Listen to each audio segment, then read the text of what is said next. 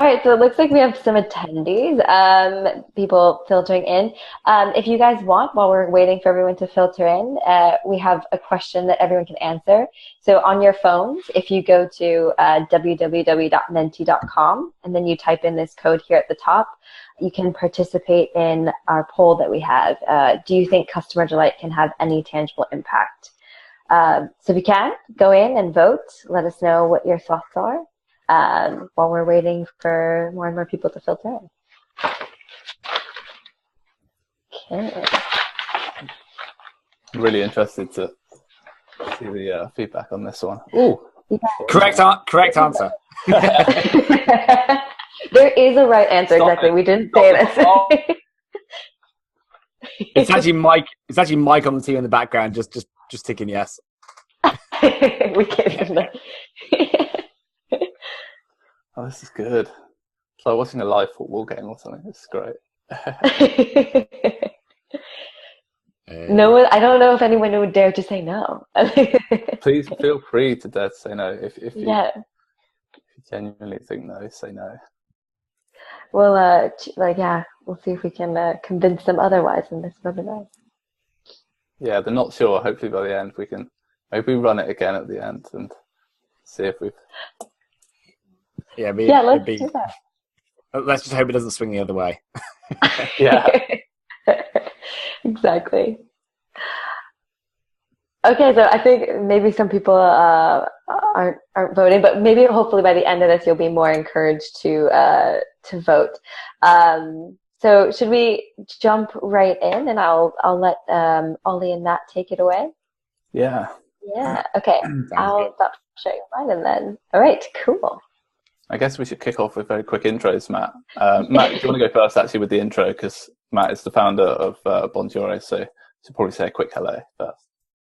Well, you just done that for me. So I'm the founder with Mitch here. I'm in Sydney, Australia, so it's pitch black outside, and it's wintry. But we started Bonjoro, was it now? Beginning of 2017, so we're not quite 2 years yet. And it was all started by a bit of a mistake, but we've just been running ever since that point and trying to work out what it is, where we're doing, and where we fit in the world. So yeah, that's it. Cool. And I'm in Bedford. It's like UK time, so it's north of London. And I run our marketing and some other stuff as well. A bit of obviously delight. So I'm going to jump in and I'll show you share my screen with you, and we're going to bring up this presentation for you on customer delight, and hopefully we can convince you or reinforce your views, it seems like, on customer delight. Cool. So what is customer delight?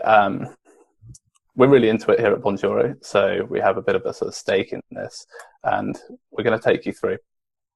I'm going to start with this one. I think there's a bit of a perception that customer delight is like a slightly flaky term, and hopefully, like, you're reading this quote now. So Warren Buffett said, this was a few years ago in a presentation that he made in the US. He said, "Put it in lipstick on your mirror or whatever. Any business with delighted customers has a sales force they won't have to pay. You don't see them, but they're talking to people all the time." You know, in this, Warren's really talking to the sort of sales mindset. But as we go through this presentation, hopefully you'll see that we think that delight has an enormous impact from a customer success point of view as well. And, you know, actually having an army of delighted customers is something that customer success people can have a role in achieving. So give you a quick agenda. So we're going to start with what is customer delight. I think there's a bit of sort of contention around what actually it is. How does it differ to customer success? How does it differ to some other terms that are thrown around? And as I said, it's seen as sometimes a little bit of a fluffy term. And then we'll have a quick look at why it's important. Actually, why it's important now. We're at a really interesting juncture, I think, in the customer success landscape and generally in how businesses are run, and why delight's important. Look at some really cool examples of customer delight done well. There's some great companies out there that are really nailing it. Hopefully we're sort of one of them, maybe, Matt, I don't know. And definitely. Yes. And then some tips for getting started with your own customer delight strategy. Some really small stuff that you can just get going with now. And then a Q&A at the end. And I should mention at the top here that we have a white paper that we wrote in March on the topic of customer delight. It goes into more depth as well. So if you want to grab that, you can go to our website and find that within our blog. And it touches on a lot of these points. So customer delight, I'll take a stab. This is a definition that I came up with. So customer delight is a systematized and intentional approach to delighting your customers to increase engagement, loyalty, and advocacy. So I think for me, there are two really key terms here. One is systematized. I think too many companies leave delighting customers or having happy customers to chance. And we don't think you should do that. And the other one's advocacy. So there are lots of other sort of benefits you get with delighting customers. But the key one for us, and we'll touch on this again, is advocacy. And we'll come back to how you measure delight a little bit later on. Having advocates for your company, particularly as a growing business, perhaps you're a fledgling startup, or you're a little bit further along, growth isn't easy, and an acquisition of customers isn't easy. So why not use your current customer base, make them all into raving advocates, and you've got a growth engine already sort of, bumbling along there. So we'll come back to that as well. So that's our definition. If you're thinking about how can I do delightful stuff for my customers, what does that even look like? There's this 6 steps. So I came across these 6 bullet points by a sort of leading thinker on the topic whose name has popped out of my head as I talk now, but it's in our white paper. So 6 things. It produces a wow reaction. It appears spontaneous or unexpected. This third one, I think, is probably the most important thing. It contains a personal touch. It has to include that. Some of the others might be optional. It makes the customer feel valued. It's genuine, and it creates a talking point. So I think when you do something delightful and you're thinking about your strategy here, and as you're looking at our presentation here, try and think about these six terms. You probably don't have to hit all of them with everything you do, but maybe try and make sure there's 3 and always have the personal touch in there. Otherwise, it just won't work. And I'll come back to why that's the case.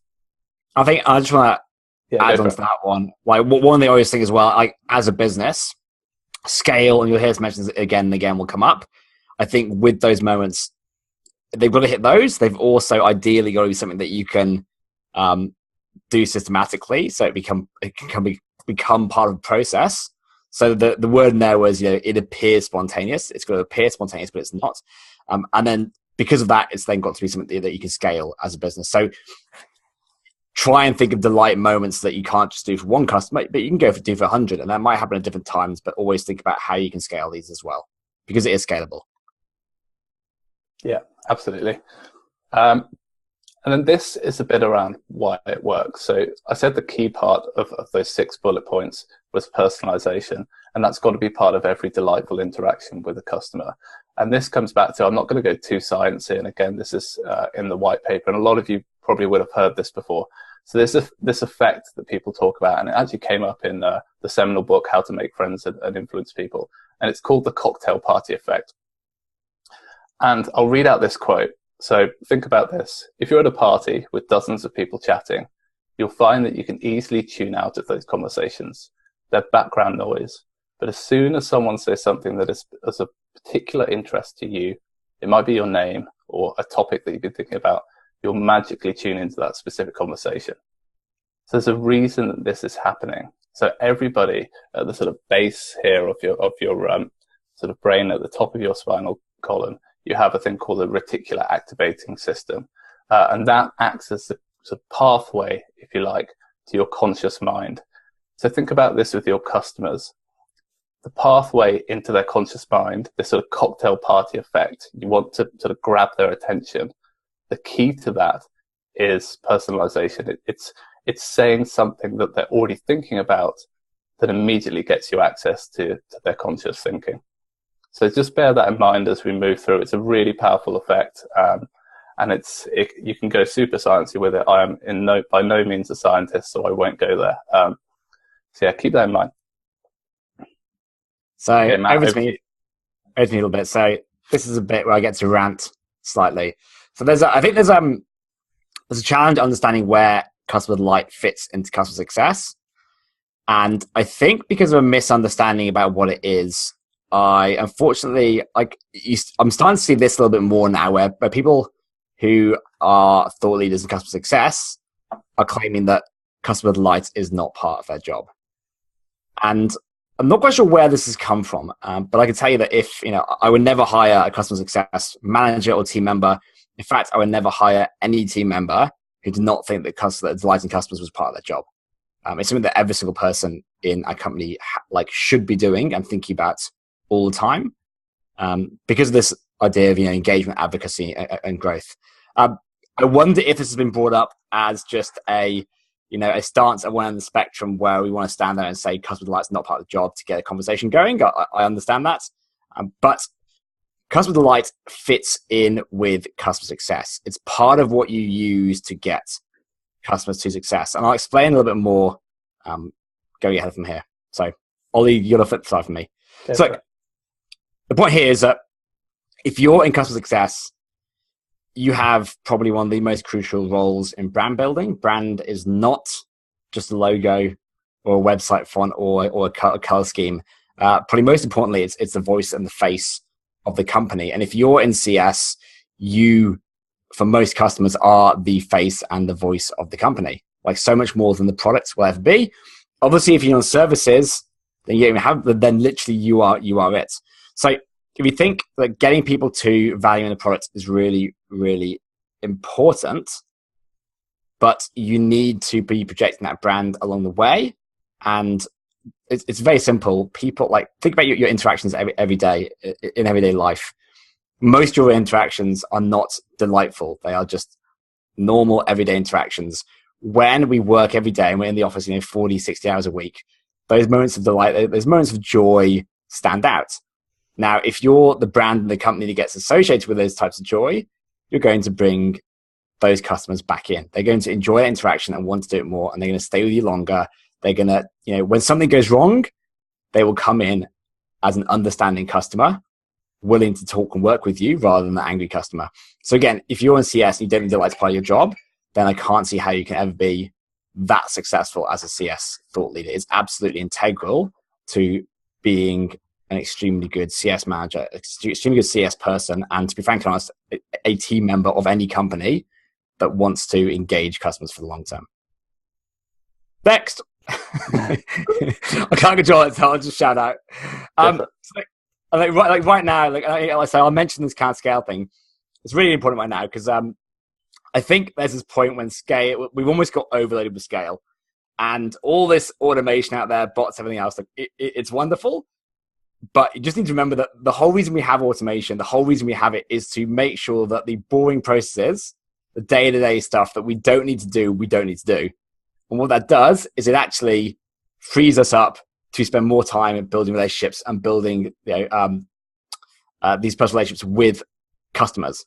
The whole point of automation is to free up me so I can go and talk to customers and do this and understand people.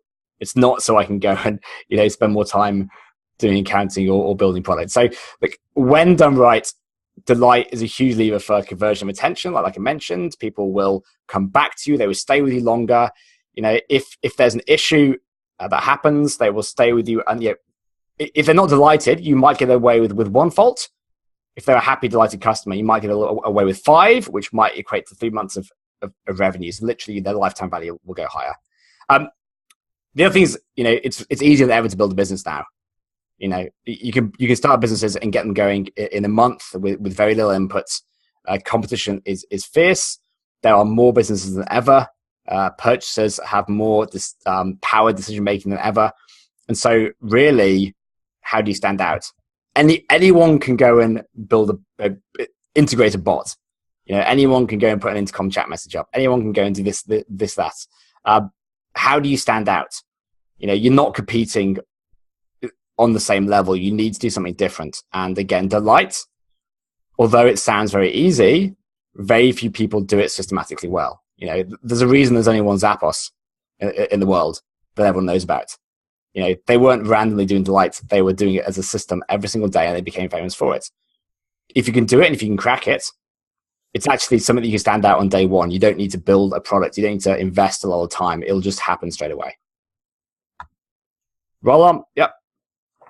So in terms of CS being a growth engine, and this is really important, obviously loyalty comes into this. Way, way cheaper to keep customers than to go and get new ones. And I'm sure you've all heard this 100 times, but I feel that even we forget this. Like it's always a focus on new customers, new growth every month. Whereas in reality, our existing customers, much easier, much cheaper to keep. Obviously, churn now has come to the forefront, which is great. It's just a much better way to grow. And then you've also got upgrades and growth through those customers in terms of revenue.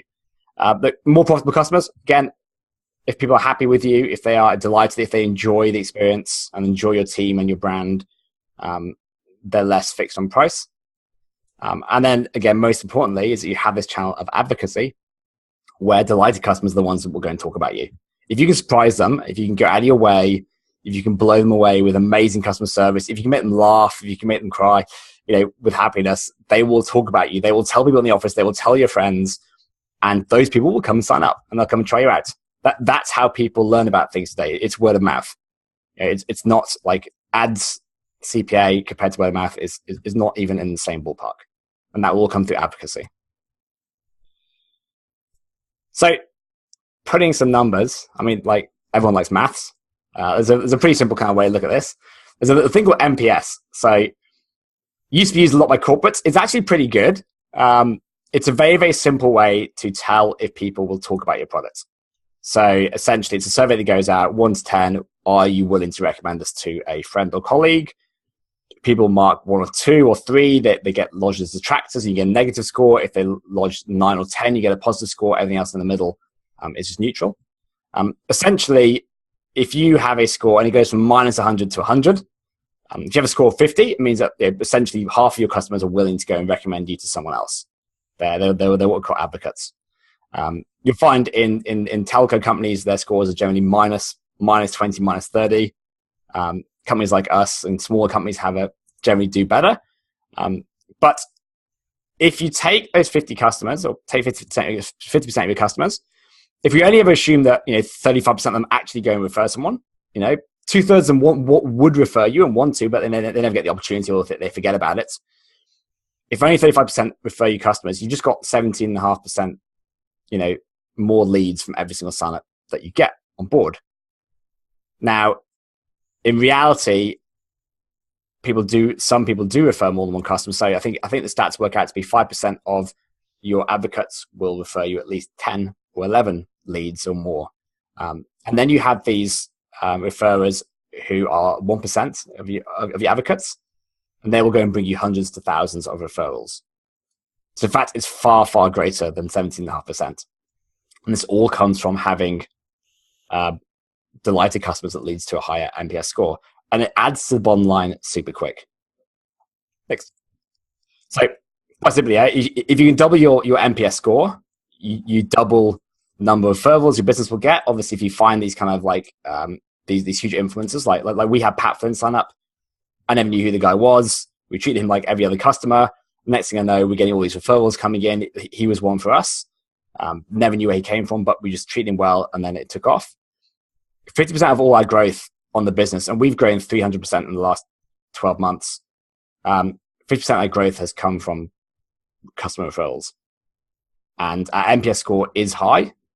And I can guarantee that's pretty much from us doing delight and going above and beyond with customers with personality. Like any of you startups, we started off with a very, very basic product, a very MVP. It wasn't having an amazing product that got us all that love. I can tell you that like hands down. Now the product's better and it's come a long way, but it was my team, my people that did it. Look, add on to this, refer customers, they convert better, they have a higher retention rate, their lifetime value is higher. So the actual quality of leads you're getting in is better again than you'll get through any other source. So there's maths. So can't disprove it.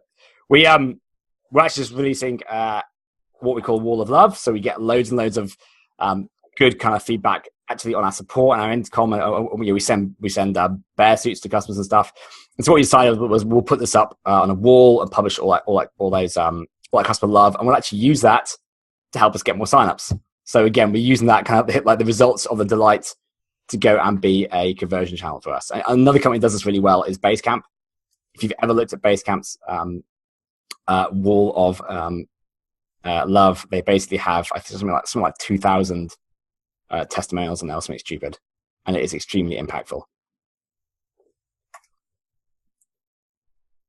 So remember, products and brand, it's a huge influence. It's a huge influence. But I guess the last point here is to remember that it's not just about doing it outside. Like, you need to share this inside as well. So when you're doing Delight, share it internally with your team, get everyone on board, and then your team will see that, get enthused, and carry on doing it. So when you do have Delight as a strategy, you need to get your team involved. You need to get everyone on board and share out and ensure that everyone does it on a daily basis. Yeah, I'd jump in on that. I think it's almost, you can go as far as saying it sort of doesn't work if you don't do this. Like, I think if one team member's out there delighting all these customers and you're not sharing all of that stuff with the rest of the company, you're just not going to build the level of motivation you need for that to happen at a company-wide level. And as Matt said, this really, like for us, our CS team lead this stuff, but they don't just silo off. They actually really encourage us to do the same thing by sharing all of this stuff. And every day we're really motivated to keep doing it and doing it and doing it because we're sharing it with the rest of the team. So that's absolutely critical. And a simple way of doing that, and we'll come back to this, is to have a Slack channel where you're sharing that feedback. And you can see that on the screenshot on the right here where Matt's sharing out some delight from a customer that we have. It's really cool. And boy, you know you've done it correct, boy, because there's a word in that which is the word love, and it sounds really, really fluffy. But if you start to see the word love coming back from customers again, like, so we get it on a daily basis. That's the word that shows that you've done it. It's not thanks guys, great job. It's I love what you've done. I love you guys. I love everything. Yeah, it's a very powerful emotion. Again, back to this kind of CS, where this fits in. It's not meant to replace CS. It's not meant to replace the automation you're doing. Like, bots are great, all that's good. It's there to elevate the relationships. And so if you think about Delight, I think a really nice way to think about it is almost how much time do you have to put in to elevate a relationship to the next level? Often that is 20 seconds of personal time. It's not a lot. It's not a big ask. But I guess the question is just, how do you scale that? Cool. Thanks, Matt. So I guess we've taken a lot of time to go into what Delight is and why it matters. I think the juicy stuff comes now, I think, because you want to say, I'm sure you guys watching want to know, how do I do this? What sort of things can I do? How do we implement it systematically into our own companies? So we're going to go through a few bits of strategy and some tools you can use here. Some of these are quite personal to us. We'll do a couple of case studies with other companies as well that we think are doing amazing things. But really, it's about having an open mind. We'll come back later on. We've got sort of 6 points as to how to systematize this in your own company. So one thing that we do, and we're not sure that anyone else actually out there, particularly in the SaaS space, has done this yet, is have a Chief Delight Officer. And this is Amy. She's part of our customer success team, but she's also got the job title Chief Delight Officer. So we're saying, okay, Amy, you are the best at this stuff. She came in and she started just doing some amazing stuff when she joined the company. She was sending videos to customers miming to like Tina Turner songs and things. Just ridiculous, slightly zany stuff, but customers loved it. She's got a really warm personality. So she's perfect to lead on these efforts. So think about that within your own organization. Is there someone within the team that's really well suited to this? Can you say, okay, you're the lead here, you're the captain, show us the way. And Amy does that every day, and she's amazing. She keeps us all sort of amped up and continuing to do this stuff. And I think that was you, Matt, wasn't it, that thought, right, let's do this, let's formalize the actual job title of Delight Officer. Yeah, I think for those founders and kind of leaders of teams out there, like ultimately, like the main things, it has to come from top down. And so again, putting processes in place, if someone owns that role, then it's seen as a very important role. And if you have someone who is constantly, Amy's our youngest team member, and she will badger me day in, day out if I'm not doing a good enough job. Which is exactly what you need. So it's like a constant reminder, and it does just shock you out of your day-to-day scenario and get you doing better things. But again, top down, like you have to drive it internally. Yeah. Okay. So one simple thing you can do, we're seeing more people do this. It's super easy. It's going to take you, 5 minutes. We have this thing here at Bonjoro. We all wear bear suits as part of our branding. And then we take GIFs and we use GIFs across the site. And the reason this works isn't because it's like fun or silly or part of the whole sort of, the zeitgeist we're in where sort of GIFs have become this big thing. It's because our customers see us straight away. It puts us on the front foot. So if someone visits our site, you look at that one on the left there, Grant from Bonjoro, that's the first thing a customer will see within Intercom. And that's so easy to implement.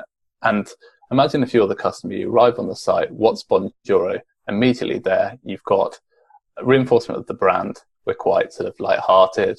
We're a little bit cheeky, fun. We've got our bear suit thing going on, which they probably know from the branding. But you've also seen Grant, and he's part of the team.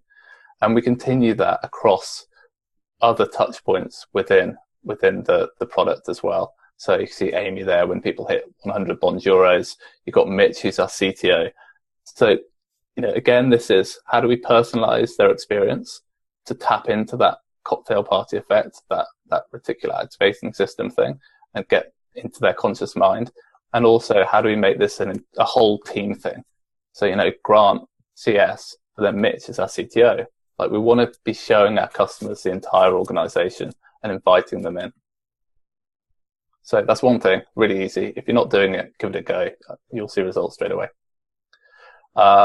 Handwritten cards. So again, this was one of Amy's things. So Amy spends time, and a lot of people say, I don't have time to do this, but Amy does an amazing job across the board. And she also has time to do little gestures like handwritten cards. This stuff is scalable. We don't all have sort of millions of customers like a sort of Facebook or enormous companies. A lot of us are in startups where maybe we have hundreds, thousands of customers. And this is something you can be doing every day. And so Amy sends out these handwritten notes to congratulate our customers when they hit 100 Bonjoro sent. So they send 100 videos, they get a handwritten card through the post, and we do that for every single customer. And you can see the beauty of this, like the advocacy that we're getting. So Brad is, he's on Patreon actually, and he's a podcaster about comic books. He's got, I think, 5,500 followers on Twitter. And these are really, for us, amazing followers, because these are people that would definitely use something like Bonjoro. They're small business owners that want to delight their own customers by doing something a bit fresh. Maybe when someone signs up to their own podcast, they want to be sending Bonjoro videos to welcome them. So we're immediately, just from doing one delightful thing, we're making sure that Brad's going to stick around. He likes the company. He's buying in more to what we're doing. And he's also becoming an advocate and telling other people. And you can see that got 2 retweets, 11 likes. So it expands out, and there are these sort of chain reactions that happen from Amy taking, I don't know, maybe it took her 2 or 3 minutes, probably a little bit more, but it's very much worth it. And then we would say this, but personal videos. So this is what we do at Bonjoro. This is our own thing. And from a customer success point of view, so very early on, this was like 18 months ago, one of our very first customers was a guy called Matt Ragland at ConvertKit. And I'm sure all of you will have heard of ConvertKit, an amazing company. I think about 6 months ago, they hit 10 million ARR. So Matt started sending, and he's a real pioneer of this. He said, right, I'm going to use Bonjoro and welcome almost every single new customer we get on a daily basis with a personal video. And you can see that on the right-hand side there. So he's saying, hey, Jill, welcome to ConvertKit. And he records 30, 60 seconds. And he's really taken the time as well to look at who's Jill, what's her company, and on that video, speak specifically to her. We're coming back to that personalization thing and say, I can see that you're using another platform. Welcome to ConvertKit. We'll help you get set up in way X, Y, and Z. And Matt started doing this, and he used it for 3 months. And when we're thinking about impact of delighting customers and this sort of thing, he then wrote a blog post saying that act and a couple of other things helped reduce their churn by 17%. So that's an enormous impact, and that's something you can go back to your managers with, the founder of your company, and say, we've done this one simple thing that's delighting our customers, but it's having a huge impact on the bottom line, i.e. churn, and everybody wants to tackle churn right now. It's one of the biggest topics in the industry. So that was Matt, a real pioneer with that, and we love him for that, and that's what Bonjoro is really built for, this stuff. So case studies, companies that are doing this stuff beyond us and beyond Matt Ragland and these guys really well. One in particular, we love these guys, Design Pickle. So if you haven't heard of Design Pickle, they are essentially SaaS for like logo design and any design that you need doing in your business. You pay them a monthly fee and you have access to a designer that will do that stuff for you. So Russ Perry and Alex Guevara. Russ is the founder on the right there in his little pickle outfit. And Alex is head of CS in his Obey the Pickle t-shirt. So stuff they're doing, this is crazy, ridiculous. So they do Ask Me Anythings, and I'm sure a lot of companies do that, but they just ramp them up. So they're not doing anything completely new, but they're thinking, how can we make this experience more delightful? How can we elevate it? And they dress up.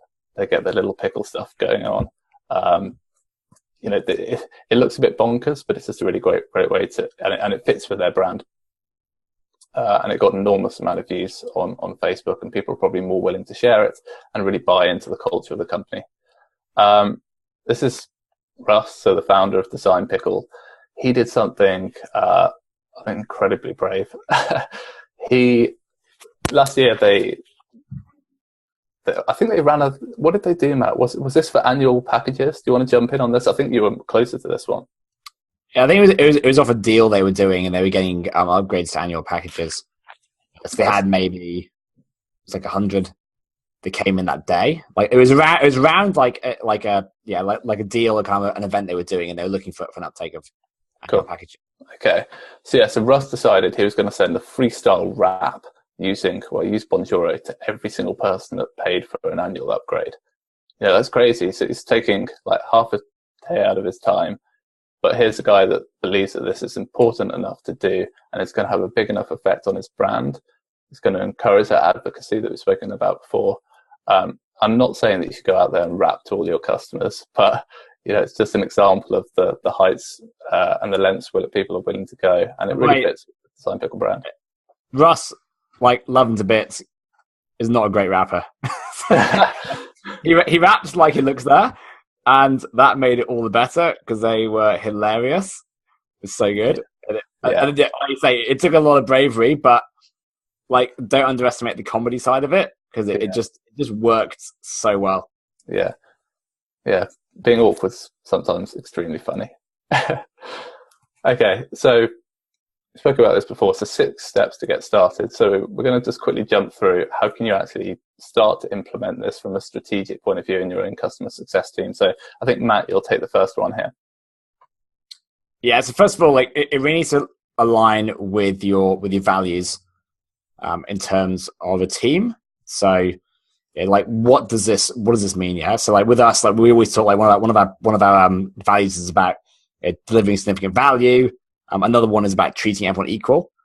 So I mentioned, we've had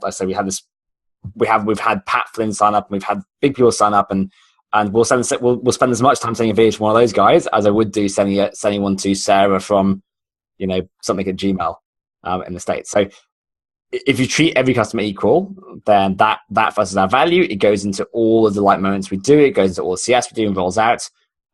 You see us with our bear suits. That's part of our brand and our values. Fit them to your own. That will define where you can go and what you can and can't do. Yeah, and the second part, and this is probably a really key bit once you've done the defining of your values, is to identify your key customer moments. And I'm sure you're doing this stuff every day, but it's about mapping those and looking at, okay, what are the right moments to do something delightful? It doesn't work everywhere. And like we said, this isn't about replacing other things you're doing. It's about elevating probably existing moments or putting something in between. So when we think about this at Bonjoro, for example, when someone hits 100 Bonjoros, we saw that we send them a handwritten card. If someone hits 500 Bonjoros, we send them a bear onesie and sort of welcome them to the bear sleuth, as we call it. the gifts when someone signs up. That's a really lightweight thing to do, but it fits well with that customer moment. They've just arrived at your site, and you can say hello and put your team front and center and create that sort of human touch. So have a look at that. It's as simple as just writing out what's your customer flow, or do it on your computer, and then just try and sort of drop in some little delightful ideas and think about how they'll work. So I guess this is with everything in business, but test and delight is no different to anything else.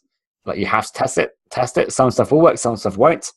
I know that. So I remember once we tried sending out honey to customers at some point, and they just didn't get it. And I was like, bears like honey. Everyone likes honey. It was quite expensive to do as well. So there really wasn't an ROI, and we canned it pretty quickly. We're like, oh, well, that was fun.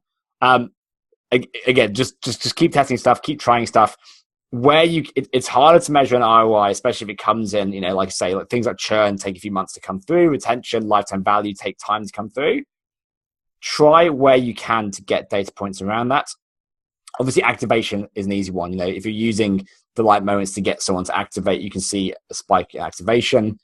Talk to customers as well, and then gather feedback and share it out. Like if you see the word love coming in more, you can kind of measure that. You can kind of look at the impact it's having, but just try and measure it wherever you can. I think there are two levels. We'll come back to measurement. I think there are two levels to it. You'll get very quick feedback loops from some stuff. And like Matt says, you'll get customers coming back saying, oh, I love this or love that.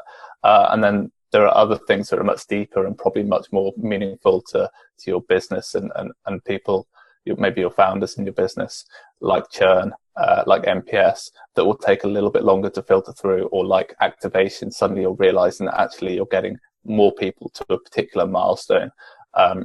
So test all of those, but be aware, it'll still split out. So some will be really quick feedback loops, some will be a bit slower, but stick with it. It's a bit like A/B testing or any growth testing. You've got to make sure you stick with it and don't sort of peek at the results too early. Otherwise, you'll sort of make assumptions that aren't right.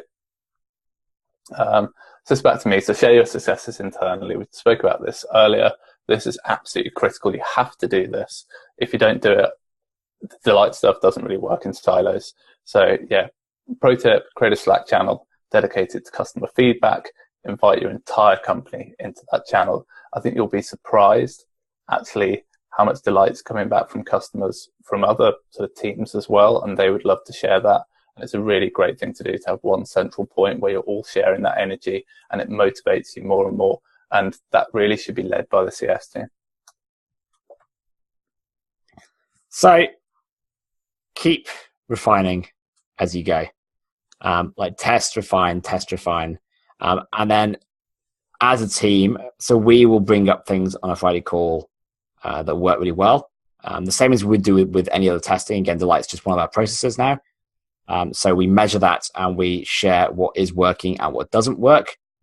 And then obviously having a chief delight officer like Amy, who has a lot of enthusiasm and energy. When something does work, then she obviously gets us out, gets us all excited, and then again gets everyone doing it. Maybe one of the hardest things out of all this is actually getting it into a process. Building habits takes time. If it's a habit you need to build, some processes you can obviously automate again. Again, we're not against automation as long as it has those pieces in them. But looking at where something works and then trying to get to that step where it runs smoothly on a daily basis, and you just start reporting on delight as if it was any other metric, is kind of where you want to get to. Excuse me. And then, back to measurement. So measure. Like we said before, I think the core one, the easiest one, is NPS. That's where delight's going to have the biggest impact, and you'll see that movement. We've spoken to other companies that have started implementing their own sort of delight strategies, and we know that they really move the needle. Bonjoro ourselves, we have an NPS of 75, and we know that a lot of that is because we have this systematic approach. And remember, that's the thing. Make sure this is systematized. If it's done randomly, it probably won't work. It might work in fits and starts. Use NPS probably as your core metric, because otherwise you'll probably try and you need to unite behind one metric, and if you have too many, it's harder to report on. So yeah, take NPS, use that first. It might be within your business that actually churn's the most important thing, and you want to try and tie it back to that. But have a think about that, and probably just try and use one measure to start with. So that's it. I'd say if you want to have a little bit further look at Bonjoro, go to Bonjoro/uses SaaS. We've got a very sort of specific product and messaging around SaaS, and there's more information on how people are using Bonjoro to delight their own customers on there. Lots of video case studies from people like Alex at Design Pickle and all sorts of others like Matt Ragland, ConvertKit. Cool. I hope you enjoyed that. Over to you, Megan. Thanks. Okay, so we do have a couple questions already, which I'll ask for you guys. So one we have from Clara, and she says, how do you segment your customers? And I think this was a bit of kind of a question that I had as well. So you have the value of, making sure you're treating all your customers the same. But then once you get to a certain level, how do you segment your customers in a way that, like, keeping that personal touch, like you guys said? So what are some strategies you guys have for segmenting while keeping that value of treating everyone equally? So it's funny, actually. There's actually a conversation we're having internally for our customers, because we have some with huge customer lists. I think this probably comes down to how we define personal. So imagine having a personal touch. So we obviously have to champion this. We will always be doing one-to-one messages for all signups that come through. We always take time with each and every single one, but we are the extreme. I'll be honest. So I think when you think about personal, there's different levels of personal. Think about it as a pyramid. Generic emails, hey, F name, at the bottom of that, and then you can send a massive numbers of them. At the very top is taking someone to dinner, for a fine porterhouse steak and oysters, and champagne. So you've got to find where you fit on that spectrum, where those customers fit and where it makes sense. I think probably what the difference is starting to move people up that chain. So at the bottom, where you used to just do mass transactions, actually now you can go up a level and actually make it more personal and still achieve the same scale.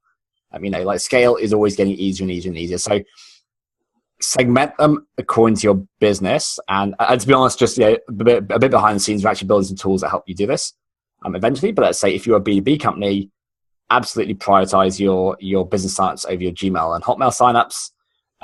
If you can find a way of segmenting those out, which you can do by building rules and CRMs, it's quite easy to do. You can then send one message type to your low value customers, and then you can actually put some personal energy into the ones that matter.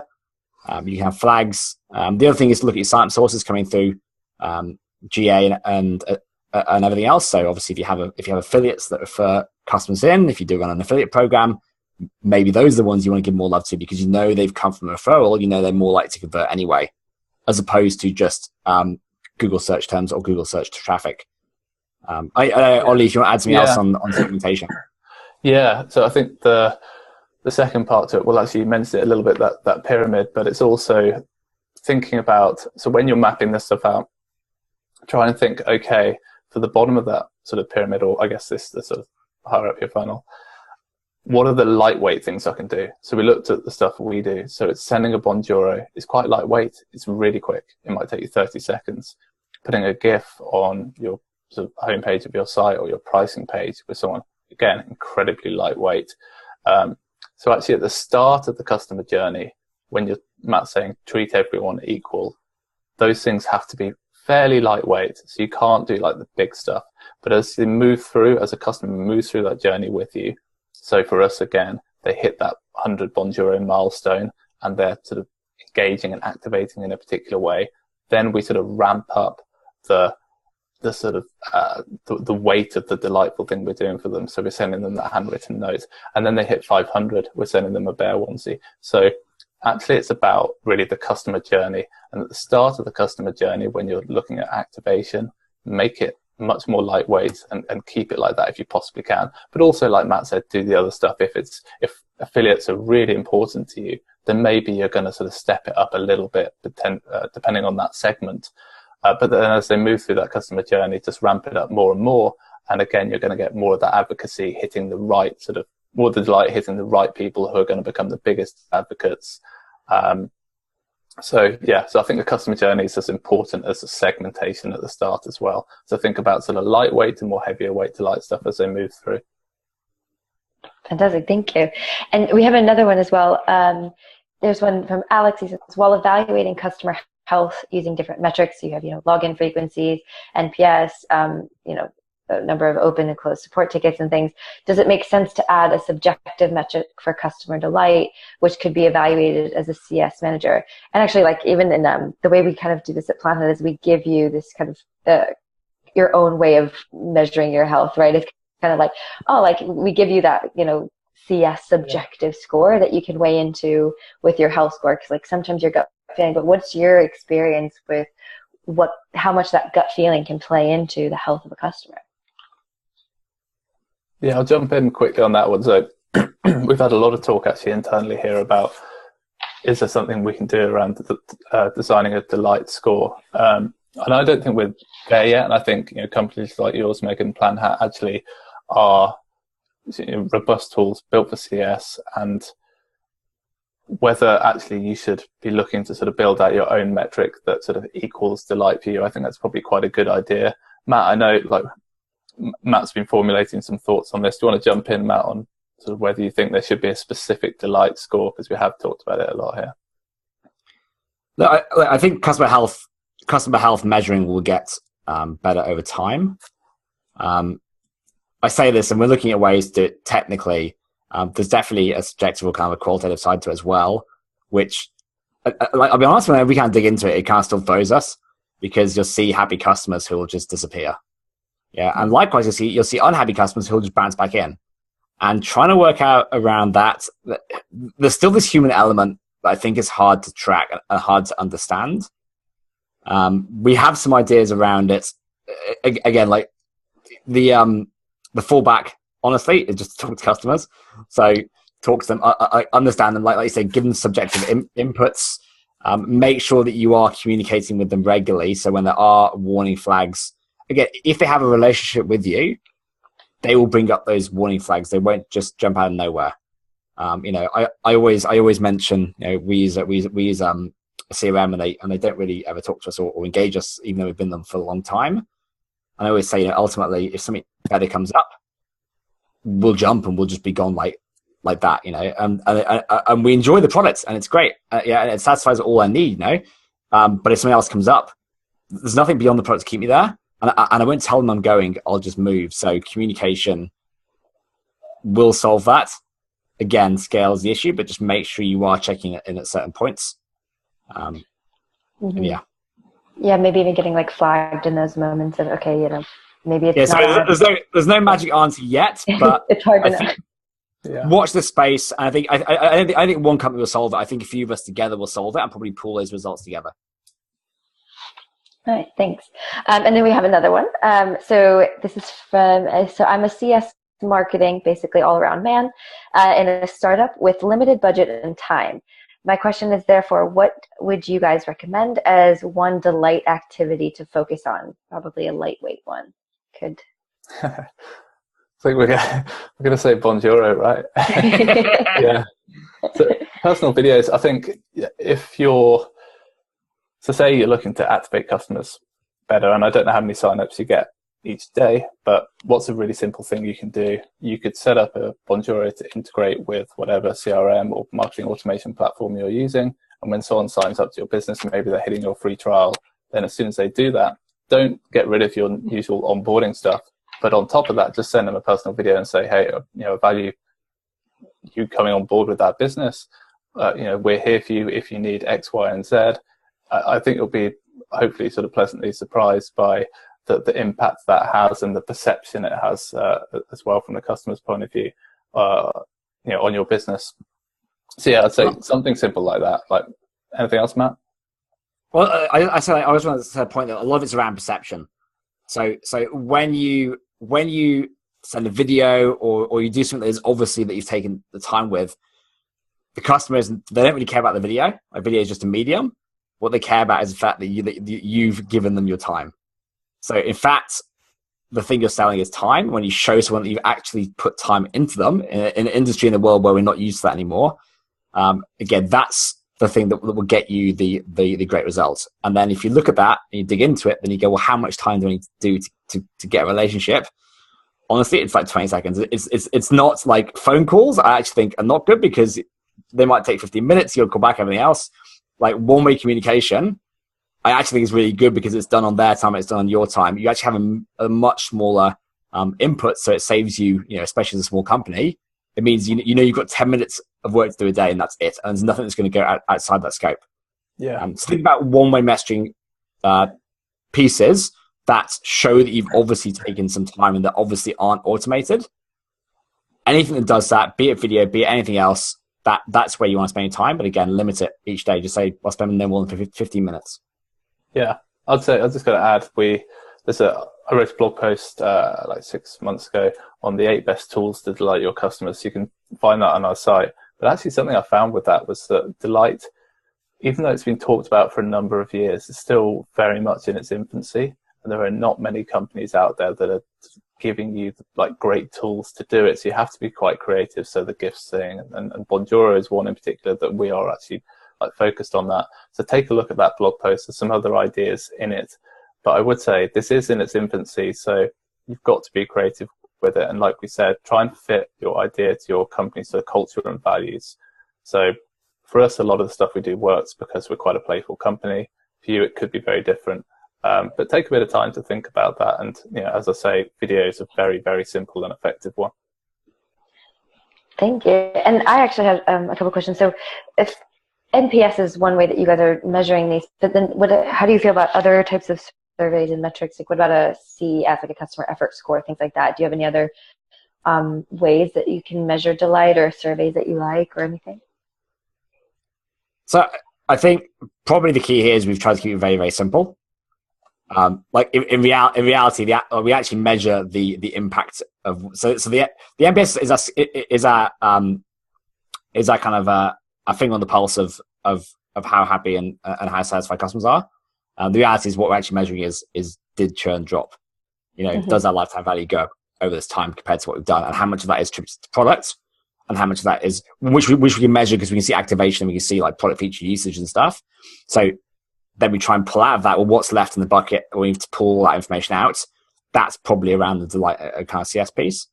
Like honestly, I'm a massive fan of keeping it simple because we have so much that we measure, and the problem we have is we have so many levers. When you start pulling 20, you don't know which lever it is that's moving. So if you can try and keep it simple, and NPS again, it's one score. There are many others. There are some that I'm sure will work better for you and work better for different industries. It's more indicative of using something to measure that works well, whatever that is for you. Yeah. I'd say as well, I guess we're still a young company, we're 10 people and we're still figuring a lot of this stuff out. So to be honest, anybody on this webinar as well, if you have ideas around how you can sort of better tie in sort of delight in terms of how you measure it and how you disentangle it from other efforts, we'd actually love to hear from you because this is all stuff we're working through ourselves as well. So we don't have a simple answer. And I think that's why, Matt says as well, we try and keep it simple internally. We're certainly not sort of customer success like uber experts. So we'd love to hear from others that have that. And obviously you guys at Planhat will know much more about this stuff than we do as well. So I'm sure hopefully sort of after this, you can maybe send some stuff to advise your customers a little bit on how they might do it within your own platform as well. Definitely. Yeah, definitely. And then I have a fun question, just because I was thinking about when you're saying, hiring a team member and whatnot, what kind of questions do you ask to be able to evaluate, how they feel about customer delight? And maybe I'll let Matt answer it, but I will say that Amy's her job application, it was a video. It started with her jumping out of a cardboard box. So I think we knew pretty early on that she was going to be interesting. And I thought, right, we'll take a chance here. Is she going to be too much or is she going to be just right? And actually she's got a perfect balance between being a bit bonkers, but also being really good at her job and being really productive. But go for it, Matt. Jump in on that one. I think I had a CS went out and found a giant bear as well to get in the video, and then did a video with a giant bear. And I was like, well, that's you into the next step straight away. We use video. So the way we do applications, we've actually done quite a bit of hiring through AngelList and stuff, and everyone has to submit a video. Now, I would like to say that I'm biased towards that, but to be frankly honest, any business I ever ran ever again, I would only take first applications through video. I don't actually look at the CV until I've seen the video. Yeah. Because culture for us is everything. And if we hire we hire for culture, and we vet for culture first, and then we look at skills that will obviously match the role, and then we kind of dig deeper into can they do it, can they work remote, everything else. But culture is the key, and video, I can tell you, people who would look amazing, within 5 seconds, you're like, nope, will not fit, or yes, And in fact, it's interesting. We had one of my guys in the UK, Aman. I think he sent me a video through, and he's like, "Oh, I'm Canadian and I'm moving to London. Can I come work with you guys?" And I was like, and we were pretty small at the time, and there was like 3 of us, and I was like, I do not have a job for you.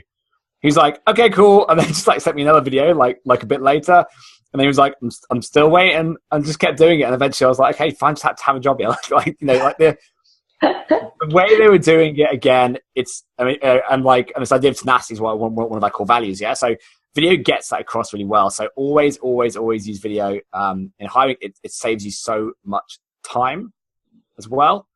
I would expect people, given what we do, to go and try and delight us. If they don't understand that, then they're not going to get through the first part. You can obviously ask people what they've done with customers before and how they've delighted customers and how that made them feel. I think you need to. There's a part here where they have to enjoy it. They have to love the idea of customers loving them. And what you need to work out is, do they actually? So a very simple thing here is that because it's so transparent, if they don't get genuine joy out of it and they're just doing it because it's a job, it will fail. Mm-hmm. And so you might be able who actually thrive on carrots, if you like, rather than sticks. Yeah, so they love the fact that customers come back and they congratulate them, and they love building relationships, and they do it, and they talk about customers as if they're friends. There's some pretty easy questions to kind of work that stuff out. You spot that personality, and that person is already ready for that kind of role, and then it's a case of, are you hiring someone who is experienced, or are you hiring someone to train? But it's personality type is a big factor in this one. Mm-hmm. I think it's worth caveating a little bit that I don't think there should be any. We talk a lot about delight, and we think it's the right thing to do, and hopefully we've talked about that today. But I think there are different personality types on every team, and it's not like we're trying to say, oh, everyone should be homogenous and do it in this particular way. And we talked about that before. And sort of, what does delight mean to your business and to your sort of values within the company? It's also, what does it mean to you as a personality type? Like we're having a team retreat coming up soon, and we've been doing the sort of personality type test, and we all sit on very different parts of the scale. So it's not like we're all expected to do it in the same way, and there shouldn't be a pressure to do that. We don't want to homogenize the cultures and approaches. So I think, sort of relax on that bit a little bit. Matt's very sort of extroverted, outgoing, and his sort of version of delight might be a little bit different to mine. But as a business, we talk to each other a lot to decide, how do we make that work for all of us? I think that's one sort of caveat. Thank you guys very much. So I think we're going to wrap up here, but I hope we've convinced everyone that joined. If they were not sure, the one person that wasn't sure, I hope we convinced you now that customer delight has a tangible effect and ROI. But I want to say thank you so much to Ollie and Matt. You guys were fantastic. Thanks for sharing your knowledge that you've gathered with us on this topic that no one has really gathered yet before. So thank you so much for sharing with us today. And, no problem. Thanks, all the way from Italy and the UK. No problem. Thanks everyone for attending. All right, guys. Well, have a good night, Matt. Ollie, have a good day. You too. Bye-bye. Yeah. Bye, guys.